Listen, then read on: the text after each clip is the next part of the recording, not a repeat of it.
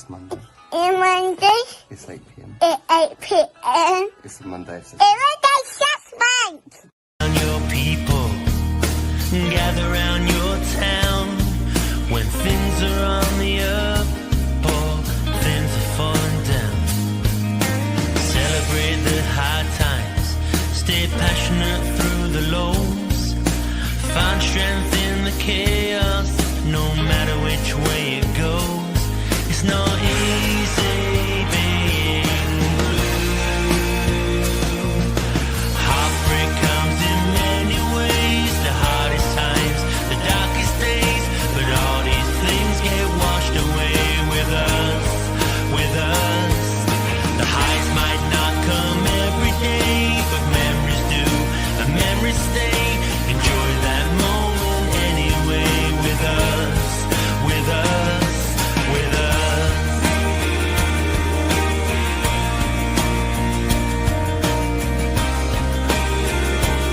It's not easy being blue.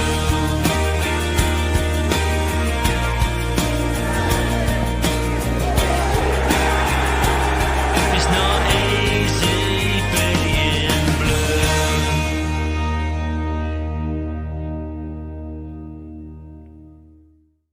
On Saturday, we made the short journey to Colchester, where the Gills produced what can only be described as the most entertaining 0-0 draw since records began.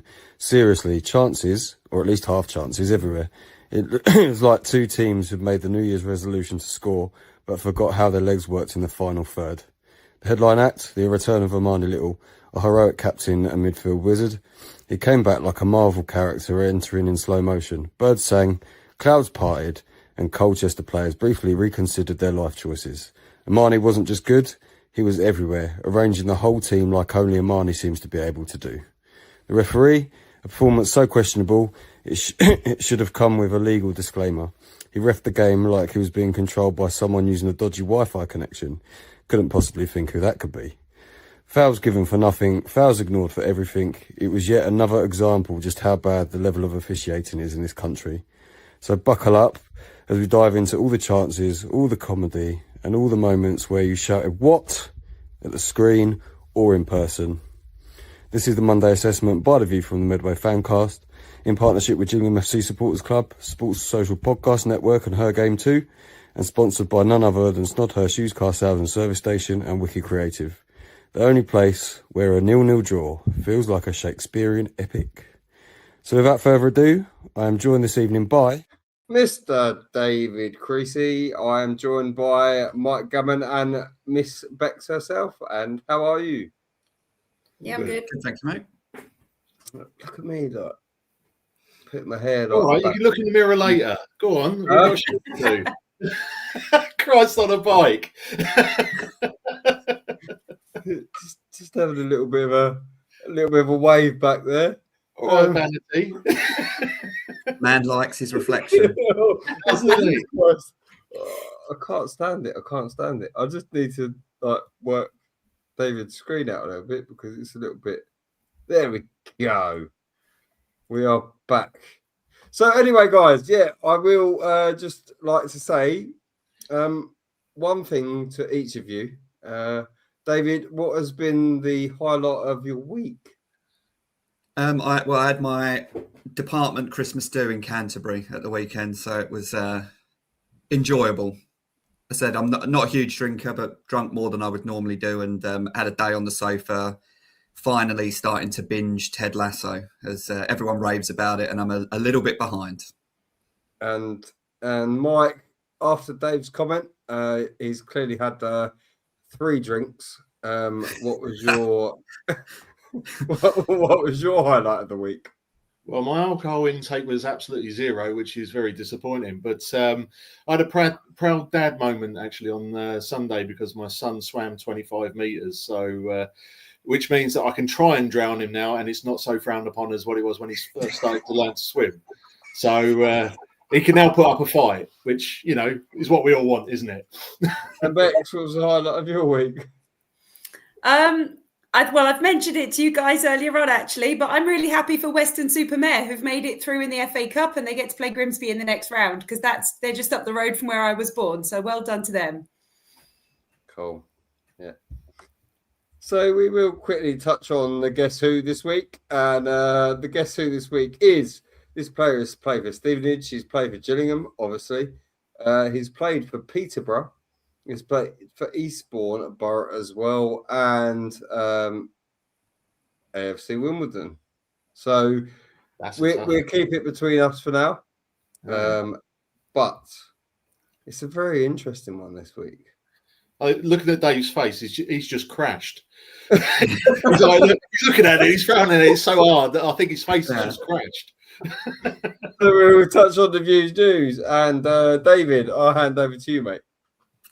Thank you very much. So yeah, first topic we're going to talk about is the Kent Senior Cup. So I'll start with you, Mike. Obviously, the Gills went to Sevenoaks, got a 2-0 victory. Goals from Zach Whitelock and Sullivan Booth. How important is this cup for the Gills? Obviously, we're the only Kent side in the Football League, so we're normally ranked 1 when it comes into this tournament, but it's a competition that we don't really win that often. Is it something you'd like to see change, or is it just something that you're not really that fussed about? I mean, you'll have to go further than my knowledge to find out the last time we actually won it. Does anybody know off the top of their heads when we actually last won it? It's that long ago, if at all. But I mean, the thing is, I'm sure I've said this on a previous show when we've talked about the Kent Senior Cup and its importance. Is that we do have a lot of people in the fan base who call for first team players to take this a bit more seriously. But the thing is, with the timing of when it is. And everything like that, it just doesn't work with the more sort of priority requirements that we have with the league, and also basically the cups that will make us money if we do well in them. Do I think that the Gills need to take it more seriously? Probably not. I think we are now also reaching a stage where our youth prospects are good enough to participate in this cup. It's not always been the case, but I think we're at a stage now where we can actually give a good account of ourselves, as we have done with the game against Sevenoaks. But I think we've got youth prospects that could actually make this cup, give a good account of ourselves. Cheers, mate. And Bex, Sam Gale went to the game as a spectator. What do you think the players on the pitch would think when they're playing and they look across and they see someone that's featured in this competition and obviously is very highly thought of amongst Gills fans, and I'm sure there is unfortunately other Football League clubs looking at Sam. But is it important that first team players attend these games? I think it depends on the player and on their reasons for being there. Because as Mike said, we've got a lot of other priorities as a Gills team. And I think the thing with the Senior Cup is it might not be that important for Gills, but for other teams in Kent, it is important because that's where their youth players are going to be seen. And perhaps you won't have that many of the Gills youth team looking at it as being anything other than a chance for them to get seen. But you've got players at Sevenoaks and Maidstone and all these other teams who are going to be seeing it as their chance to be spotted by Gills, So I think for the other teams in Kent, it perhaps is a bit more important than it is for us. But I think when you've got a player like Sam there, who we know has come from the youth and has worked his way up, it's got to inspire other players on the pitch to think that could be me in a few years. So I don't think it's a bad thing to have them there. I just think for most of the first team, it's not a big priority. And Chris, finally, we've got Tunbridge Angels away in the quarterfinals. Would you be shocked if you saw any of the first team playing that fixture? Obviously, we've not got many cup competitions left for players that aren't really getting minutes. I'm talking Marcus Wiley, for example. Do you think it's a game that he should be targeting to play and hopefully impress? No, I think it's more just the kids, isn't it? We can't sit here and say that anyone in or around the first team at the moment. Sorry, my voice is absolutely going. We can't really sit there and say that they should be a part of it. Marcus Wiley potentially, but then you're looking at he is essentially still part of the first team. So I think it's just more these days. The Kent Senior Cup is more about the kids getting the blood. They're getting blooded into that kind of competition, so that they can have like a competition type experience. But yeah, I can't see any of the first team or anyone around the first team. To be fair, great respect is intended. I can't see it. It's slightly ironic. It's slightly ironic that we're referring to it as the Kent Senior Cup, since we're talking about all young players. Yeah. And also, Dave, I noticed that you didn't ask me the question about Sam Gale, and I think that was very wise. You're welcome. I'm just thinking of you and your marriage. That's right. I've still got other family members. I've got my dad, And now we're going to move on to a topic which I know is very close to Chris's heart, and I may as well come to you straight away, mate. Drums in stadiums. They, from what I can see, they seem to be going through a very popular run at the moment. Most grounds that you either watch games on TV or grounds you're going to seem to be bringing the drum back. I know you're not a huge fan, but do you think it's for the home fans? Obviously, we don't have a drum, but do you think it brings anything to home support when there is a drum for the atmosphere? They can all fuck off, mate. Do you know what? Right, I have to be completely honest. Like, if you want to bring a drum into a stadium, I will shove it up your fucking ass. Right? I absolutely hate it. I can't stomach it. Like, why would you need a drum if you have supporters that are supporting the team? I don't get it. I really do not understand it. And for me, if you've got a drum, it tells me that your support is not that good, right? If we were to have a drum at Priestfield, I'm pretty sure that 99.9% of the fan base would either take it out of the ground or they would put it somewhere where A&E would have to take it out. So, yeah, no, shove it up your ass. Well, Mike, I'll come to you.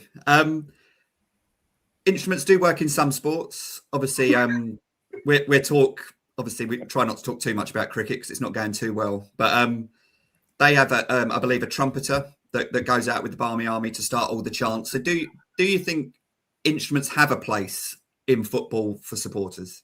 No, is the short answer to that. I think I'm in agreement with Chris that the only drums that you should be taking into a stadium is your eardrums. They're the only ones that should really be there. I mean, you remember the South Africa World Cup with the vuvuzelas, how irritating they were. I was in South Africa for that time, mate. Well, but this is it. But I cannot think of a single instance where like anybody's been to a ground and like heard a drum, heard like, any kind of instrument, thought, you know what, that's really good. It's never happened in the history of football. So yeah, I don't think it really has a place for it or anything like that. People have got their voices and they might as well use them. Again, like touching on what Chris said, like, if you need a drum to get going, it's not exactly the best thing, like, with regards to how vocal your support is. And Bex, finally with you. Again, I don't know if there's any rules or regulations around these types of things in ground. Like, I don't know if you actually have to ask permission to take these in. But if in the Rainham end, but in the Rainham end this week against Barrow, you're sitting there and someone brings a drum in. Would you complain? Would you embrace it, or would you be like the other two and maybe politely ask them to stop hitting the drum? There was no politely about what my statement was, by the way, David. Well, I'm going to be balanced about this, and I'm going to say that I think sometimes there is an issue in grounds when fans start chanting and sound takes time to travel, so everyone all gets a little bit out of sync. And there is an argument to be made that a drum keeps everyone together, which makes it easier to chant. However, It's also really annoying. It drowns out the actual chanting. And most importantly, I fucking hate them. So if anyone brings a drum into the Rainham end, I'm chucking them out. There you go. I think that was unanimous. Now we're going to move on to the final point, which is something a little bit close to my heart, which I asked to actually be on the Views News this week. And I think I spoke about it the last few times, and I'm probably in the minority when it comes to this. So, Gills, in all competitions recently, I've won one game in 13. We haven't won at home since September the 13th. Social media is the calmest I've ever seen Gills fans in recent years. And I believe this is the worst run of form in the Gallinson era when you take into wins over a period of time. Harris never had this. Bonner never had this. Clements never had it. Coleman never had it. Chris, I'll start with you. Why are the Gills fans so calm at the moment when the form is so up and down, but mainly down at the moment? I think we have to think about like the sorry, the level of where we are at the moment. 2-year plan. I think that kind of plays into it a little bit as well. You also have to think that the connection between the players and the fans seems to be a lot better. And also, I think the way that Gareth has gone about the business, we didn't have it under Clements, we didn't have it under Bonner, we didn't have it under Coleman. I think the way that Gareth is setting this team up is we're all in this together, not just fans, not just players, not just management. We're all in it together. I also think that we are playing a lot better than what we have done under previous incumbents. I think that we are actually showing that we want to be there as a team. And yeah, I just don't think that there is anything you can say at the moment. Yes, okay, there are mitigating circumstances with Gareth being away. There are mitigating circumstances with, the injuries that we've got, mate, are absolutely ridiculous. And yeah, I just don't think that there's something there where I just don't feel that we could get on the players' backs too much. I'm not at panic stations myself. We are 6th in the league. Okay, we could have played better. And do you know what? If we could have played better, we would have been bloody like 2nd or 3rd. But I just don't think that there's anything at the moment, mate, that is alarm bells. Like, you can see what's trying to happen on the pitch. I can't see that there's anything for me that is alarming. And, you have to think about, last season we had a really, really bad dressing room for me. And people were going to kill me for this maybe. But, you had the likes of Max Amer. You had the likes of Jaden Clark. I don't want to say names, but okay, the likes of Max Amer. You had the likes of Jaden Clark. You had the likes of They're just going to reel off a load of them. Nolan. You had you had the likes of these kind of players that weren't necessarily entwined with what we were trying to do, and they were a massive, massive, massive thing for us last season. Because look at when Max Amer was kicked out of the squad. Right, we started picking up points. You look at the likes of when Jack Nolan wasn't in the squad, we were picking up points. You look at the likes of Jaden Clark, we weren't picking up points. These kind of people that were in the squad, and I will say it until the day is done, Max Amer, as much as he was a servant for us, he was an absolute cancer in that dressing room, right? And I will not go against that. That is the thing. There is no actual thing where Max Amer came out of the squad, performances picked up. Like, there is it's not a coincidence. It's really not a coincidence, mate. So yeah, I think that the way that we're doing it now, the way that Gareth is trying to do it now, the way that Dobbo is trying to do it now, I think that we have a really, really good attitude within the dressing room. I think we have a good attitude on the pitch. So maybe that is where that new found calm comes from, not just from the fans, but within the squad itself. Okay. Mike, so obviously this did come off the back of a club record unbeaten run. Obviously, since then, Gareth's been away from the club. As Chris mentioned, we've also had a lot of injuries. But how much time do this squad have before the calm maybe comes to an end? Can you see it? Do they have to win Saturday? Do they have to pick up a result before the new year? And by result, I mean a win, or has this 2-year plan got into everyone's head that this squad have got almost free reign? Well, I'll tell you what, I'll let you know when my medications run out or something like that, you know, how long I give them kind of thing. So, I mean, to be completely, I mean, what you've just said there hits the nail on the head. First of all, like we had, Gareth, went off. And I think when the performances were like they were when it was just Dobbo, we were quite understanding about it. That the fact is, like, Chris has said this in previous shows, that, Dobbo and Gareth are have that symbiotic relationship that brings out the best in the team. And, all the while we weren't picking up results, like whilst Gareth was off, we were kind of rationalising it with, Gareth's not at the helm. So, we might not get the best of results out of this. So we were understanding during that. We also factor that, this is the same team that went on a 21 game unbeaten run. And also the 2-year plan as well, which has been emphasised. But I do think that fans are emphasising the 2-year plan a lot more than what the club are now.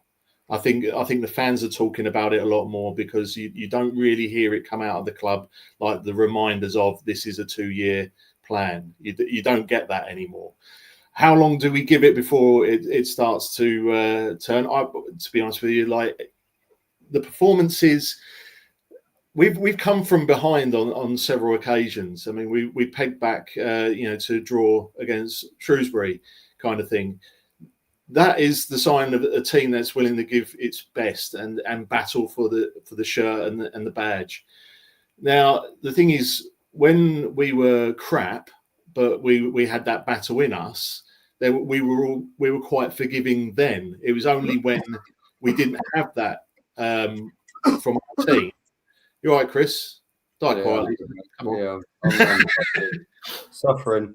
Yeah, I mean, yeah. So when we had the not quite so fervent effort from the team kind of thing, we were really starting to get on their backs, and it turned quite toxic on a number of occasions. But the thing is, we've got a team at the moment that is willing to fight, when their backs against the wall and everything like that. So we're a bit more understanding about that. But we all know that football's the results game. Yes, we're in 6th at the moment, which is, it isn't terrible. It's all about context. Yes, our form is not good at the moment. It is near relegation, if not relegation form. That's just being sort of, real. That's just, just factual.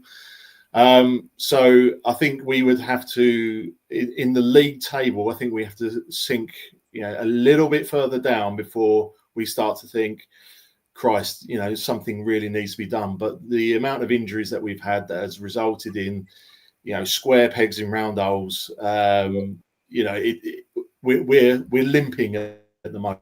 That's how I describe it. Now we're just trying to get through this until we get, more of our squad back on the field and pushing for, where we want to be. Yeah. Yeah. And Bex, finally with you. Obviously that we mentioned the 2-year plan. It was mentioned heavily at the start of the season, and as Mike said, it's only really us fans now that keep mentioning the 2-year plan. Do we need to be careful that we don't let this season slip away? I say that loosely because we are 6th in the league, which is still a really strong position.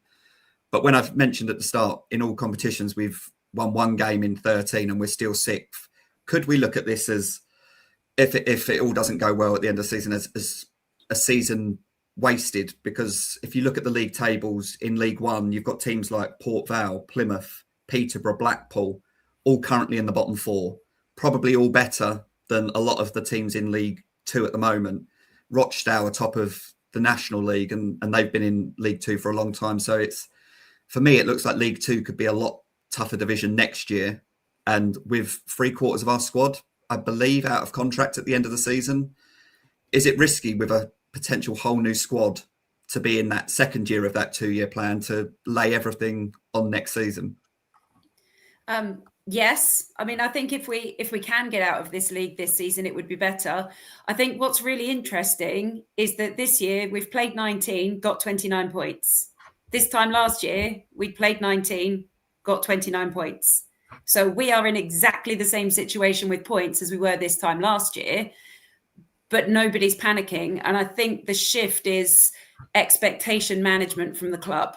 You know, we had a couple of years when the Gallinsons first came in of, the sleeping giant. And every year it was Gills fans saying HMS pissed the league, off we go. And I think there was a feeling of, right, that's it, we're gone, we're up. This year it's different, and it's only different because we're saying, okay, let's be calm about this. Let's be a bit more level-headed. And I think that actually helps take the pressure off the players a little bit. What Chris said is absolutely right, in that there is a very different link between the fans and the dressing room and the management of the club. This year it's so united, and the amount of times now during a game that players are running along the touchline telling the fans, come on, cheer us more. We weren't seeing that last year, and I think that does sort of lift spirits. It's just a difficult one this year because there is no team really flying away with it looking invincible. You know, Walsall are top now, but they were last year, and look what happened to them then. So it's so tight in League Two that realistically about half of the table are still within a chance of those playoffs. And I just think it's almost too early to say which way it's going to go. And if we're currently in a bad run of form now, if we can get on a good run, there's no reason why we can't then hop up the table. So I think everyone's staying calm because they can see that. I think if we head into the new year and we're still not getting some wins under our belt, people will start to murmur, but I don't think the panic will set in for a little while yet. Perfect. And I will hand you back to Chris. Oh, me. Oh, okay. We're going to the lineup then. So we had Jake Turner in goal. We then had a back five of Aaron Rowe, Sam Gale, Robbie McKenzie, Travis Akamaya and Romeo Hutton. We then had Amani Little and Ethan Coleman in front of them. Bradley Dack in at the 10. Then what seemed at start to look like Seb Palmer Holden and Gareth McCleary up top. So I will ask all of you. Trying to find So we'll ask all of you. I'll start with Mike. When the lineup came out, mate, what was your overriding feeling about it?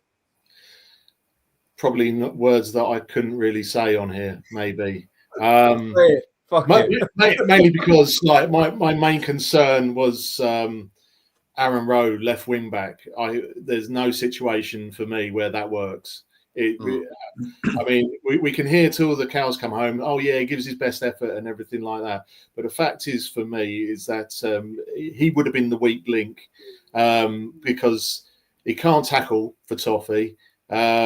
He gives away silly fouls, and I was just really mindful of the fact that he was going up against Lisby, for crying out loud, and you're just thinking this has got like this has got the potential to leave us really, really exposed. I think it was a good move to have Sam Gale move sides to help him out a little bit with that, because I think it needed that. But how fantastic! I was absolutely delighted to see Little back in, with Coleman, and you just know as soon as you see his name on the team sheet, you're thinking we're not going to get run through the middle like we have been. It's not going to happen. I mean, the up top, it was a bit more sort of fluid, wasn't it? Really, I wasn't quite figuring out how that was all going to sort of take shape up there.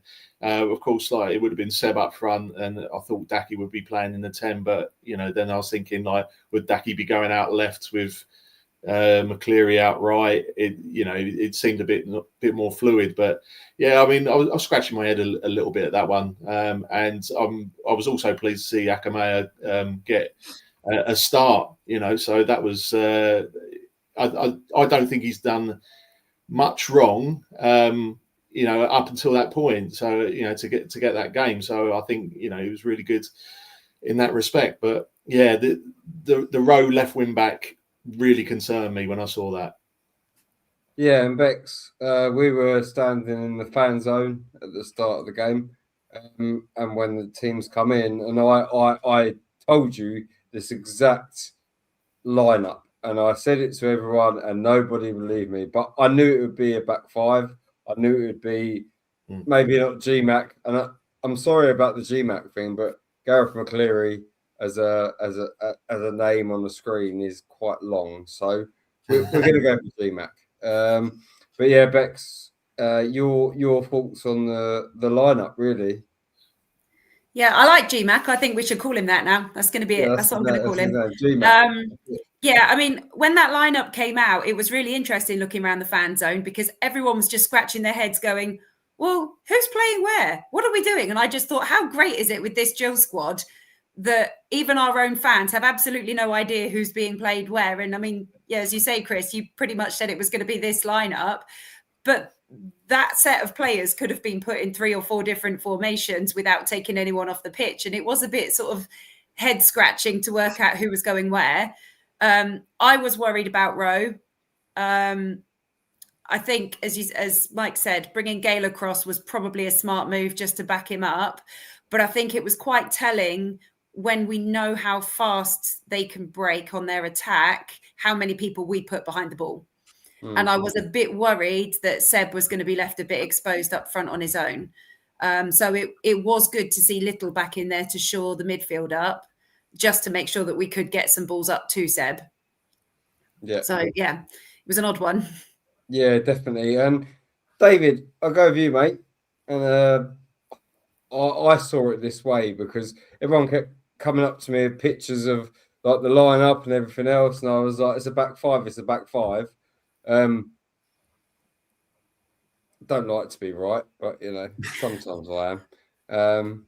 But yeah, I just kept saying to him, it's a back five, it's a back five. No, it can't be a back five. I was like, it's a back five. Trust me, it's a back five. So anyway, David, without my head getting too much bigger, just want to get your thoughts on it as well, mate. Well, the club aren't making it easy, are they, this season? Not only do they release the team in number order, they then release a lineup where, you're scratching your head trying to work it out. I think everyone's covered it really well. I think that the stroke of genius was moving Gale across. It would have been so harsh on Akimo if you make your league debut or start, and then you're over on the left side covering a winger playing a left wing back. Other than that, I think like Mike said, that the front line was quite fluid. Again, the Rowe thing is the thing that shocked me the most, especially in an away game. I think if you're going to throw him into a game, I feel like in this position, I'd feel like you're going to do it at home, and you'd have Max Clark in this position because he's quite a defensive fullback anyway. For an away game, you'd think this would be right up Clark's street, but they went with Rowe, and I'm sure we're going to go into it in the game. But obviously, he got an early booking, and he managed to keep cool. But I think like most, it's always nice when you see your captain back on the team sheet. It's always a good sign. And I'll get onto my favourite subject of the Gillingham front line in a minute. You can tell he's bracing himself. You got to. This is probably got a gun to his head going, don't talk about it too soon. Don't talk about it. No, I'm learning. Yeah. Okay then, so we will actually move into the game itself. And I will start with you, David, and your thoughts on the game.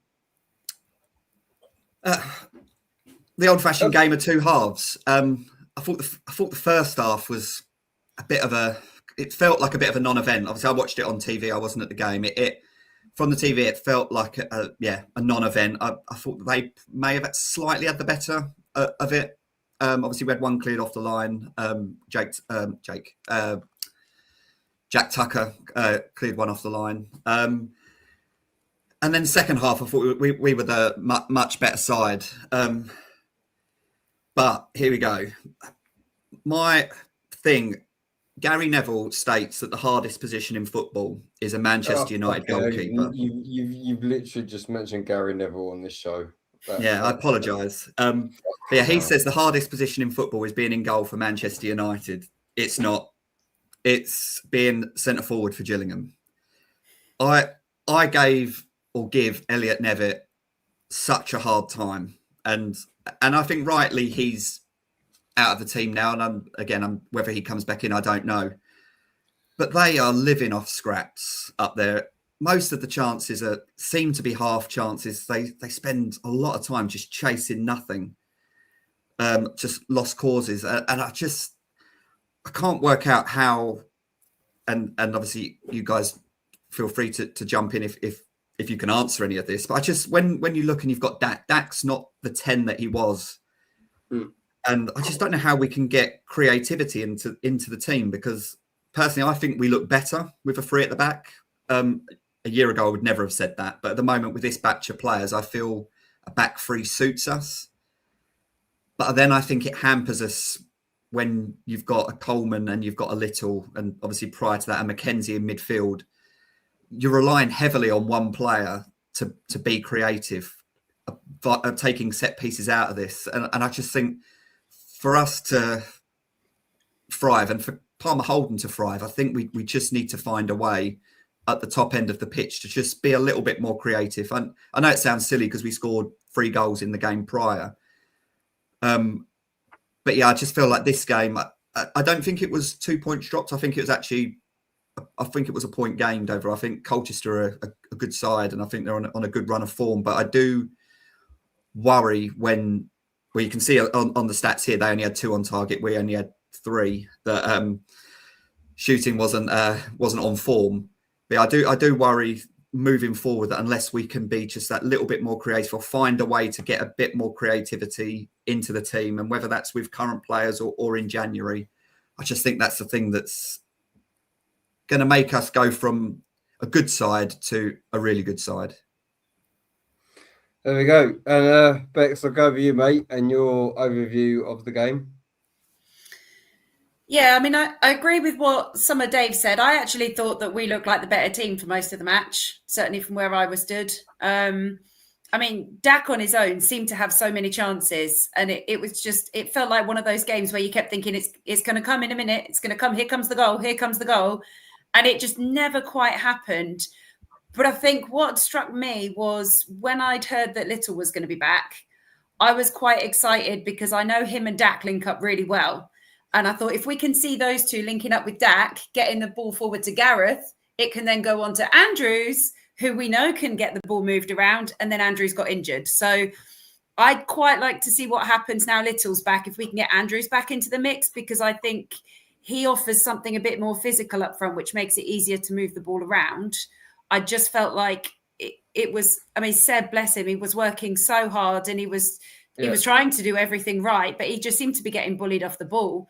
And he just seemed to be a step slower than the Colchester players when they were chasing him down. And it was tough for him out there. And it is hard to know why it is that our strikers are having such a hard time of it at the moment.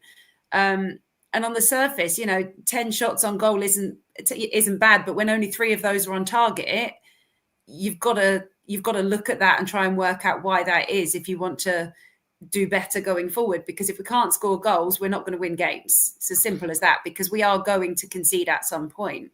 We've got to start winning. I think what did strike me with Seb is his positioning is slightly odd when he's receiving the ball. I can't quite put my finger on what it is, but there's something to do with the angle of his body that just doesn't feel quite right. And you watch the ball come to Dak and he's already turning to make the run, whereas it comes to Seb and he's like, oh, I need to turn around now. So whether there's some sort of physical work to do there that might help, I don't know. It felt to me like a proper scrappy, fairly even game. But I think I felt a bit disappointed that we didn't take all 3 points because I thought we could have done. Yeah, I think that's quite interesting, Mike, when Beck says that, because I noticed that Seb's always like looking on a side angle rather than being like standing there wanting to do something like of an attacking nature. He's always like this. He's always a little bit sideways. What are your thoughts on that? And also, what are your thoughts on the game overall, mate? Well, I would imagine it's Seb's style of play where he's just trying to play off the shoulder and turn and go. That's probably how he's basically played at other clubs where he can chase that ball because he's got a bit of pace about him. I don't think he's the target man that Andrews is. And I do think that we really missed his physicality up front for this game. I think this is the sort of game that would have really benefited from his presence up top. The thing is, touching on what Bex was saying, that the way that Little and Dak play together. The thing is, the fundamental fact is that Little allows Dak to be creative, and that with Dak, with the chances that fell to him and everything like that, we had a bit more creativity in that respect. So, but the thing is, I think in previous games where Little hasn't been present, Dak has found himself, a little bit deeper, covering a little bit more, getting stuck in the general midfield work rather than being the number 10 that we need him to be, kind of thing. So that's the main thing that I was quite glad to see, that Little did allow that side of Dak to be a bit more expressive and have their chances. I totally agree that I feel a bit bad for Seb because he was trying ever so hard, but the thing is, we've said this about Elliot Nevitt so many times before, is that you can try hard and everything like that, no one will fault your effort. But the thing is, when you are a striker and you've been brought into a football club, you've been brought in to score goals. That's your results game. The manager has the points that he gets on the board.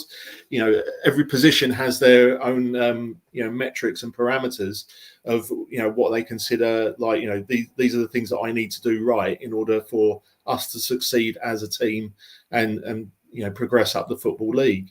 So with that in mind, it's what is the answer? Because we've got strikers that try really hard. We haven't got any sort of Macaulay Bonds or Jets or anyone like that who look like they're only half-arsed about it or anything like that. We've got strikers that are really trying hard, but it's just that missing factor. But it also so happens to be the most important factor with that. But I mean, Colchester, I don't think got their first shot on target until well into the second half, I think. So, for us to say, they were there for the taking as far as I was concerned. I think that, I'm disappointed that we didn't get the win on that. Because, to be honest with you, Colchester weren't as, well, I mean, the shot stats speak for themselves. They weren't as effective as they have been in previous games. So I think there was only one team that maybe looked like nicking it, and that was us. Yeah. Yeah, and to be fair, I did think in the first half that Samson Davido looked quite good. Also, Lisby looked quite good. I think they looked good. They did look good, but it was always so lapsadaisical, even for them. They looked really down, really as I said in the as I said in the intro, mate. It was almost like they forgot where their legs were, right? And we couldn't really. Neither team really actually done that. So, anyone got anything else to say about the game before we move on to our man of the matches? Well, you were saying about Samson, he had trouble staying on his legs, let alone anything else. He wasn't the only one that had trouble staying on his feet. For such a big fella, I tell you what, he just falls down like a sheet of paper every time. It was very amusing to see. Let's put it that way. Yeah. No, I felt like it was very even. And I've got to be honest, if we had a striker like Samson Tavide, then I think that we'd be all right. But we don't, and they do. So, yeah, no, I think it was all right. I think it. I think it. Do you know what? As a 0-0, I really do think that it was a good game. To be fair. Oh yeah. I'd hate to be talking about a boring 0-0. I really would hate to be doing that, but it was an entertaining game. I mean, the officiating was. I mean, I wouldn't say it's biased because like he was letting everybody down equally. So I mean, I'm not going to like touch too much on the officiating, but standards are pretty poor in this league. Even like maybe like a league or two above. I know officials have got a difficult job and everything like that, but there were some really like obvious bad calls for both sides. It wasn't all against us, and it wasn't all against them either. It was just a bit of a poor performance all round. It's one of them though, isn't it, Bex? Where it seems to be like the officiating seems to be, oh, look at me again. Yeah, the ref show. It was interesting because there were a couple of decisions when we watched it live that I felt really sure about. And when you watch it back afterwards, you think, oh, I'm not quite so sure. Because when Hutton got booked, my feeling was that their player had shoved him, which was why he shoved him back. But actually, when you watch it back later, it was all Hutton. So I've got to side with the ref on that. He definitely deserved that. Oh, no, he definitely did. But at first, I thought the player pushed him, so then he shoved. But no, it's just Hutton doing this. So... but then there were some others like, I mean, Dak had a few given against him that he never even made contact with the player, and the player fell down, and the ref went, "Oh, well, that's a free kick," and Dak's going, "How was that a foul?" I do, and he was right to ask. It's and it was the fisticuffs in the box when Nev and I forget which player it was, but one of their players was shoving him, and the ref just goes over and says, "Stop doing that," and you think, well, book one of them, and then they'll stop. Yeah. It's just the same old stuff every week, really. And I'd rather refs just let the game go on and let it flow, to be honest. Yeah. Yeah, and if we've got nothing else to talk about, guys, we will talk on our man of the matches if you care to. Yeah, no frozen pitches this week, so I'm done. It's a low bar. So I will talk I will go with you, Bex, and you went for Bradley Dack. Your reasons as to why? Yeah, I mean, if anybody was going to score a goal, it looked like it was going to be Dak. He had so many chances. And it wasn't even that he was just being given the ball and having a shot. He was making his own chances. He was everywhere. And I think, as we said earlier, he was able to be a bit more creative because of Little being there. I've no doubt in my mind about that, and I was umming and ahhing between the two of them, but for me he's just had another week where it's been a really good game. And when he went down injured, everyone sort of went, oh no, we need him to keep playing, and I think that's testament to how good he was. And as soon as he went off, it kind of felt like, well, that might be it now, we're not going to score. But yeah, I just think he's been excellent. He reads the game so well. He was making good passes, he was intercepting. The ref was giving him a foul when it wasn't a foul, but that's beside the point. He was excellent. There we go. And David, I'll go for you, mate. And the reasons for Travis. I just thought he had a really, really good game. I was actually really, really impressed with, obviously for his age, as well, being in a back three with what's now, obviously Robbie McKenzie is now a midfield player. I know we signed him we signed him as a defender, but he's a midfield player, and Sam Gale's obviously young as well. I think to be thrown into an away game and perform how he did, I think Gareth's got a big decision to make now regarding this guy. I think he looks the part. A big unit as well, and I just thought he definitely grew into the game. And yeah, I would, if he starts Saturday, I would not be disappointed. I thought it was a really, really good first start in League Two. Yeah, I think he is as well. Like, he's come in from Watford. He's not really been featuring and as such. I just think there's something about him. I really do think there's something about him. And like you see him walk past the factory sometimes, isn't as you say, David, is an absolute unit. But we'll move on to Mr. Gammons, man of the match, and your reasons as to why. Well, first of all, I need to mention that it was a difficult one for me because it was between Dak and Little for me because, Little, as we touched on earlier, Little allowed Dak to be his creative best. As Beck said, he created his own chances. If anybody looked like scoring, it was going to be him. He was everywhere, and he was trying to make things happen every time that he was near or on the ball, which was, absolutely fantastic. That's what you need. But again, it was a tough call. It really was. I mean, I'm not disappointed with Dave's choice of Akamaya as well. I thought he did very well, and until he started sort of cramping up a little bit, But it's his first league start, isn't it? So. Things like that will happen. And when Dak went down and his with the knee sort of thing, I did expel a little bit of wind out of my rear end in fear. It wasn't a good moment, and I was just a tad bit worried. But just to see him sort of jog off and then come back on again, and say, "No, I'm going back on."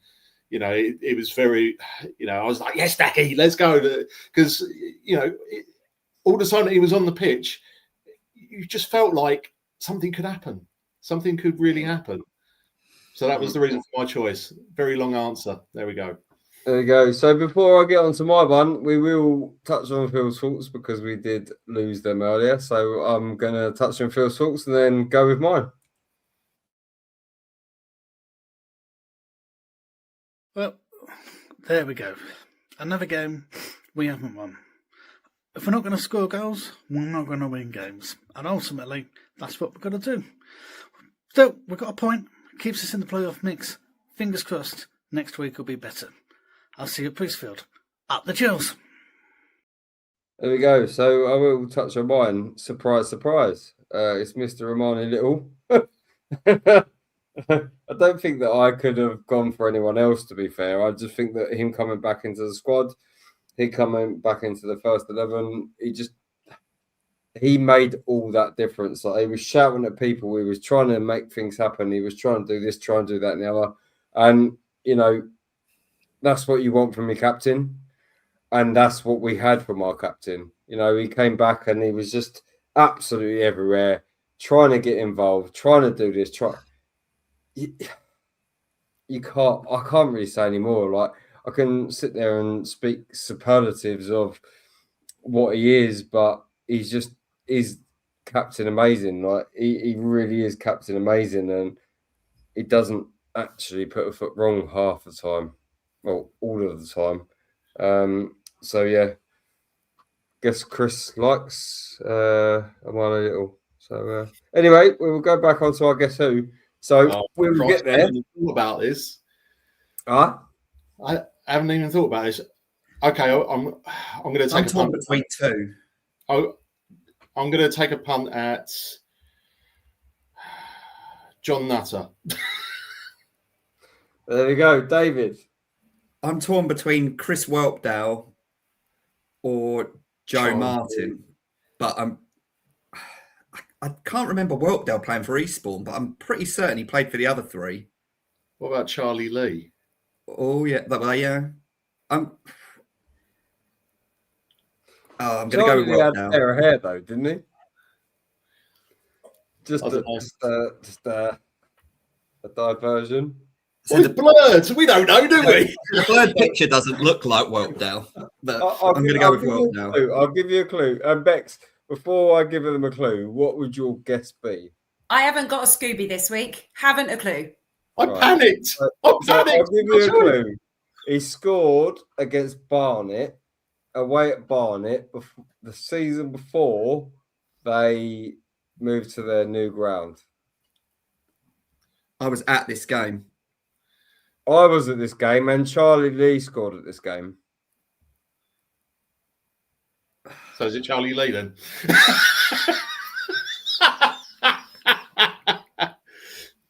Charlie Lee scored at this game, and so did the other player. Right. But we went 1-0 down, and then we went 2-1 up. Shit. Oh my god. No. I'm going to kick myself as soon as he tells me who it is. It was when Barnet were at their old ground. Oh, okay, I'll give you an easier clue, right?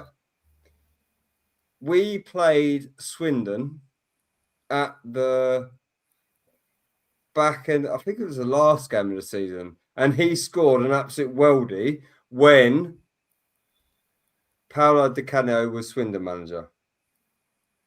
Fucking hell, that's still not giving me anything. So it's not John Nutter then?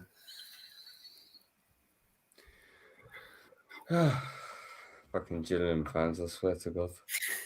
People are shouting at the screen because they know who it is, and I'm just. Guys,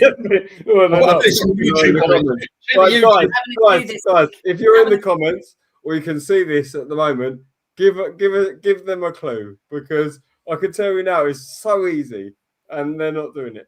Right. While we wait, Last game of the season, I would say, I can't remember what season it was, but he scored an absolute worldie at home to Swindon when Paolo Di Canio was the manager of Swindon. That pixelated kit, is that the kit we wore when we beat Shrewsbury? I don't know, mate. You tell me. It looks like it, and I'm just trying to think of who. It does. I'm just trying to think who was in and around them. So he's played for Stevenage, he's played for Gillingham, he's played for AFC Wimbledon, he's played for Eastbourne, and he's played for Peterborough. So who did we get him from, and who did he go to after us?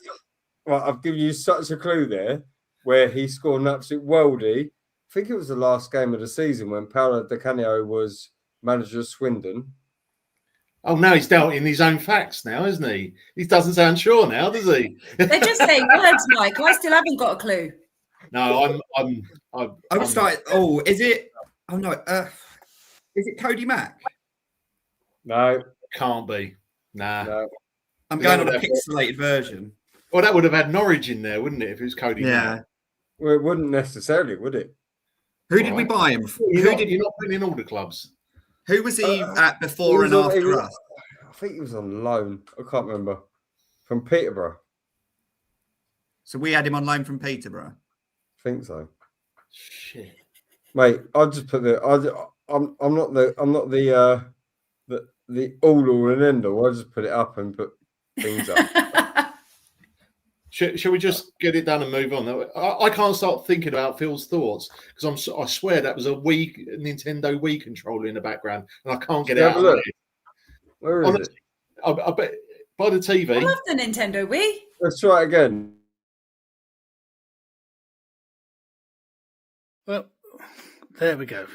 Another game we haven't won. It kind of looks like a Nintendo Wii. Yeah. Go on, Phil, your retro consoles. David's on his phone. That's cheating. Well, that's cheating. I wouldn't even know what to type. Right, do you want to? I'll reveal it. Solid. So the player that we are thinking about, and the player that scored an absolute worldie against Swindon when Paolo Di Canio was manager, was Chris Webdale. I said that. Yeah, you did, that. But everyone else has to say it as well, or at least guess it. I did have a guess, and I got it I wrong. didn't have a clue. I love that kit, though. I absolutely love that kit. That is a nice kit. Yeah. So anyway, whatever. We move on. With the man with the famous injury. Do you know what? Like Charlie Lee, with Cody McDonald and Akinfenwa up front. Yeah. Was it Vince? Not Vince Bartram. Yeah, Andy Bartram was quite. They were quite a force, weren't they? Anyway, we move on. I digress. A look ahead. So, Men's Priestfield, 13th for the 12th, 2025, and we will be at home to Barrow, where we've won, drawn, drawn, drawn, drawn.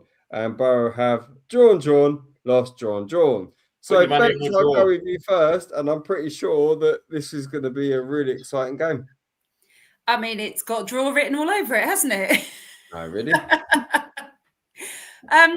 Yeah, I mean, feels like a must win. I'm feeling confident. I think we can pull some points out the bag for this one. I reckon 2-0 for Gills. There we go. And David, your hopes and aspirations for this game? A bit like Beck, I do think we're at must win. When you look at that form, it's a must win home game for me. Obviously, the Christmas period coming up with fixtures coming thick and fast. I think this is one they've got a target to get 3 points. Yeah, and Mike, yourself, it's probably going to be a library. I think any club that has an impaled insect as a part of its club crest deserves to lose. And then, oh yeah, they do, yeah. I mean, it's gone straight through that bug's backside, isn't it? Out the front. They were aiming for the submarine and they missed. Well, I'm hoping they'll miss when it comes to the game as well. So that'd be nice.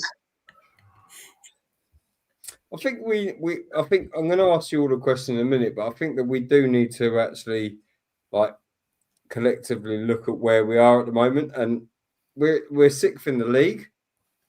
Yes, okay. Everyone else around us, apart from the team we just played, have got a game in hand. But everyone keeps saying to me, "Oh yeah, but we're there, right?" It doesn't mean anything. And when you're looking at that, win, draw, lost, draw. It's consistent. kind of a little bit worrying, isn't it? Like, we're on an unbeaten run. Yeah, we're consistent. Yep, we are. I think like what Beck said earlier, where she said, I think like down to 12th or something can still look. I think if the impossible happened tomorrow and every result went against us, I think we can end up being like 13th at the close of play, which obviously it's not, touch wood, it's not going to happen. But it does show you literally just need to put 2 or 3 results together and you can put yourself in such a good position in this league. And that's, the quicker we can do that, and whether it's the next 3 games, and every game's tough. But yeah, if they can just somehow win 2 or 3 in a row, I think it put us in such a good position heading into the new year.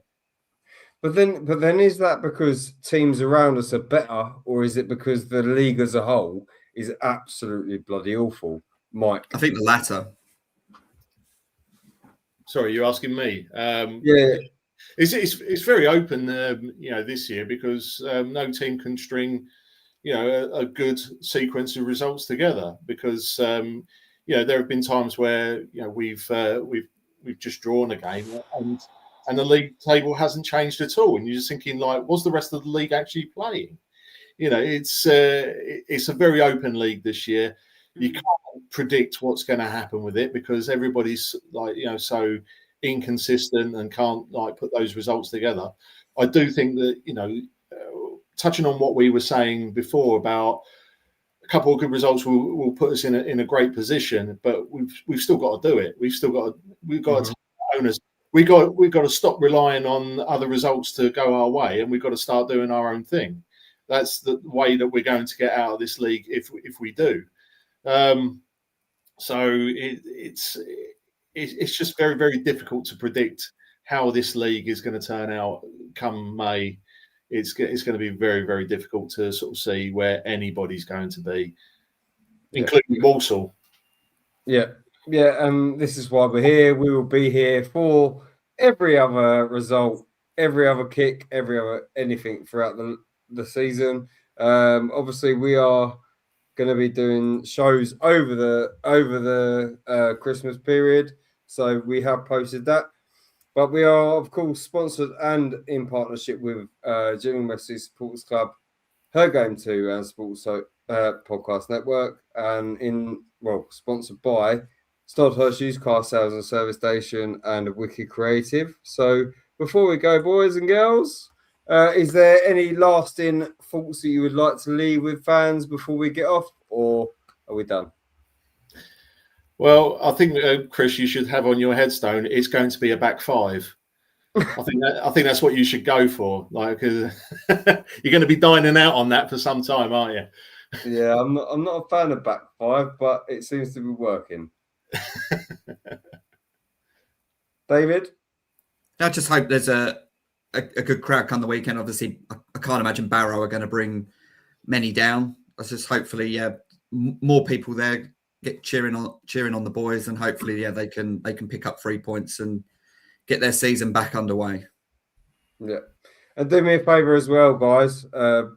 Please don't comment on the following of opposition teams, because I seem to be the only one that gets absolutely fucking collared for it.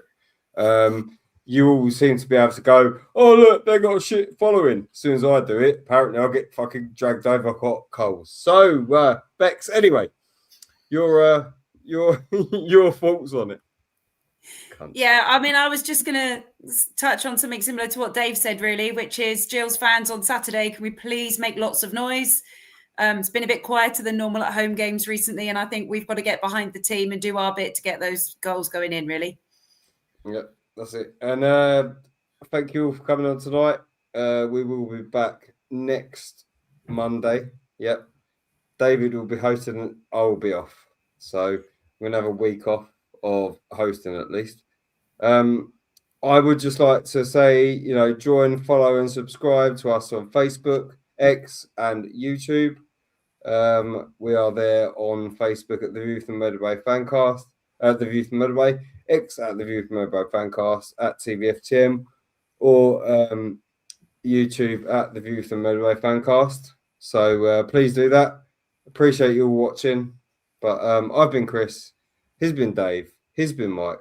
She has been Bex. And good night and up the Jewels. The view from the Medway.